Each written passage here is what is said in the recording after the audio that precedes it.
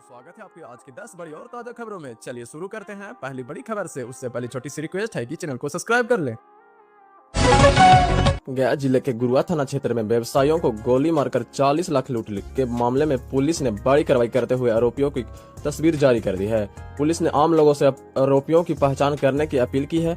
Police अधीक्षक ने घोषणा की है कि तस्वीरों में दिख रहे आरोपियों की सही पहचान बताने वाले व्यक्ति को 1-1 लाख का इनाम दिया जाएगा। सूचना देने वाले पहचान पूरी तरह से गोपनीय रखी जाएगी। गौरतलब यह है कि कुछ दिन पहले अपराधियों ने एक व्यवसायी को गोली मारकर 40 लाख की लूट की घटना को अंजाम दिया था। घटना के बाद पुलिस लगातार छापामारी कर रही है और आरोपी को तलाश में जुटी हुई है। पुलिस नागरिकों से अपील की है कि यदि किसी को तस्वीर में दिखे यह व्यक्ति तो बारे में कोई जानकारी हो तो तत्काल नजदीकी थाना क्षेत्र या पुलिस अधिकारियों को सूचित करें। आम आदमी के जेब पर डाका डालने वाली खबर आ रही है। अगर आप भी रसोई गैस सिलेंडर का इस्तेमाल करते हैं तो आज से आपकी रसोई का बजट बिगड़ने वाला है। हाँ, ऑयल मार्केटिंग कंपनियों ने आम जनता को एक और बड़ा झटका दिया है। घरेलू एलपीजी सिलेंडर की कीमतों में भारी बढ़ोतरी की गई है। 14 किलो वाला घरेलू सिलेंडर आज से 29 रुपया महंगा हो गया है। नई दरें यानी 8 जून से लागू हो चुकी है। आइए आपको बताते हैं कि इस बढ़ोतरी के बाद देश के बड़े शहरों में अब आपको एक सिलेंडर के लिए कितने पैसे चुकाने होंगे।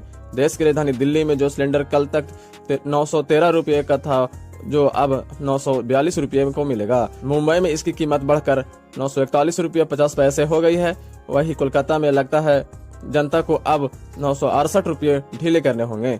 चेन्नई में नया रेट 957 रुपये 50 पैसे हो गया है। पटना में 1043 रुपये पार कर दिया है। बिहार के बात करें तो पटना समेत कई जिलों में लोकल टैक्स या ट्रांसपोर्ट चार्ज की वजह से घरेलू सिलेंडर की कीमत 1043 से 1070 रुपये के पार पहुंचने की आशंका है। यानी बिहार की गृहिणियों के लिए चूल्हा जलाना और महंगा हो गया है। जनता सवाल पूछ रहा है कि आखिर यह महंगाई कब तक थमेगी, क्योंकि पिछले 3 महीने में यह दूसरी बढ़ोतरी है।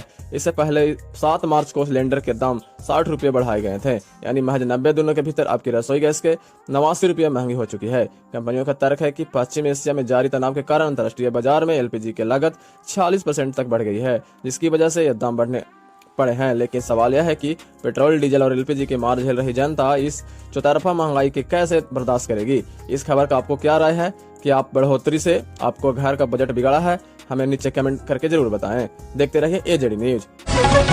26 जिलों में आंधी बारिश का अलर्ट। मौसम विभाग आईएमडी ने पटना, गया, बक्सर और भागलपुर समेत बिहार के 26 जिलों में भारी बारिश और 50 से 80 किलोमीटर प्रति घंटे की रफ्तार से आंधी चलने का अलर्ट जारी किया है। किसानों की बढ़ती चिंता। सारण के बनियानपुर समेत कई इलाकों में बारिश की कमी और भीषण गर्मी के कारण किसी धान का बिजड़ा नर्सरी नहीं डाल पा रहे हैं। राज्य में 18 से 20 जून के बीच मानसून पर सक्रिय होने की उम्मीद है।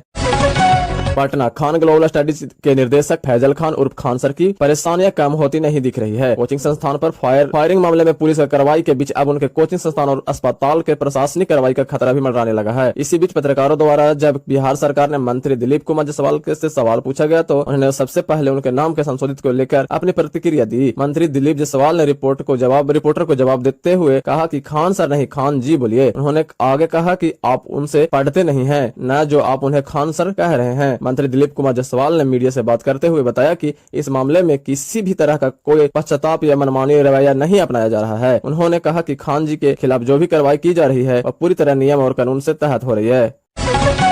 गोपालगंज विद्यालय से करीब 100 किलोमीटर दूर के रहकर ऑनलाइन अथवा बायोमेट्रिक हाजिरी दर्ज करने के आरोप में घिरे 33 शिक्षकों पर विभागीय कार्रवाई की तलवार लटक रही है। मामले में अब तक अनुपालन प्रतिवेदन उपलब्ध नहीं कराए जाने पर जिला प्रशासन ने सख्ती दिखाते हुए जिला शिक्षा पदाधिकारी को 3 दिनों के भीतर रिपोर्ट उपलब्ध कराने का निर्देश दिया है। विशेष कार्य पदाधिकारी जिला गोपनीय शाखा गोपालगंज द्वारा जिला शिक्षा पदाधिकारी को भेजे गए समंत्रण पत्र में कहा गया है कि इस मामले में पूर्व से आवश्यक कार्रवाई करते हुए अनुपालन प्रतिवेदन समर्थन करने का निर्देश दिया गया है तथा निर्धारित अवधि समाप्त होने के बावजूद प्रतिवेदन प्राप्त नहीं होने पर दोबारा असमंत्रण पत्र जारी किया गया है। गौरतलब है कि जांच के दौरान यह मामला सामने आया था कि कुछ शिक्षकों द्वारा कथित रूप से विद्यालय से लगभग 100 किलोमीटर दूर स्थित स्थानों से ऑनलाइन अथवा बायोमेट्रिक उपस्थिति की गई थी। बेतिया मंझौलिया में सोशल मीडिया के लिए रील बनाने का शौक 2 युवकों के लिए जानलेवा साबित हुआ। मंझौलिया प्रखंड क्षेत्र के अम्बा मंझार अंतर्गत त्रिवेणी केलान नहर के 55 पुल बड़ा केवड़ा के समीप परिवार को रविवार को रील बनाने के दौरान गंडक नहर में डूबने से 2 युवकों की मौत हो गई। घटना के बाद इलाके में अफरा तफरी मच गई, जबकि मृतकों के गांव में शोक की लहर दौड़ रही है। मृतकों की पहचान मुफस्सिल थाना क्षेत्र के बारी टोला गांव निवासी धर्म कुमार पिता विनोद यादव तथा करण कुमार नंदलाल यादव के रूप में हुई है। पीएम आवास योजना आयुष्मान भारत शिविर की बड़ी खबर। केंद्र सरकार में 12 वर्ष से पूरे होने के अवसर पर 12 से 20 जून 2026 तक देश के कल्याणपुर शिविर लगाए जाएंगे। इस विशेष शिविर में पात्र लोगों को आयुष्मान भारत योजना, पीएम सूर्य घर योजना, अन्य सरकारी योजनाओं के लाभ दिलाने पर जोर रहेगा। सरकार का उद्देश्य है कि अधिक से अधिक पात्र परिवारों तक लाभ पहुंचाया जाए। अस्पताल में आईसीयू में लगे भीषण आग में 7 लोगों की मौत के बाद प्रशासन अब पूरी तरह एक्शन मोड में नजर आ रहा है। इस दर्दनाक हादसे के बाद कमिश्नर ने निर्देश पर जिले भर में ताबड़तोड़ छापेमारी अभियान चलाया गया है। जांच के दौरान सुरक्षा मकानों की अनदेखी करने वाले 12 नर्सिंग होम पर प्रशासन ने तत्कालीन ताला जड़ दिया है। वहीं कई डॉक्टरों और अस्पताल संचालकों के खिलाफ भी कार्रवाई की प्रक्रिया शुरू कर दी गई है। बिहार विधान परिषद में रिक्त 10 सीटों के लिए भारत निर्वाचन आयोग के घोषणा कार्यक्रम के अनुसार सोमवार से नामांकन शुरू हो गया है। इससे एक सीट पर उपचुनाव हो रहा है। अधिसूचना के तहत नामांकन की अंतिम तिथि 8 जून है। नामांकन पत्रों की जांच 9 जून को होगी। नामांकन वापसी की अंतिम तिथि 11 जून है। अब आवश्यक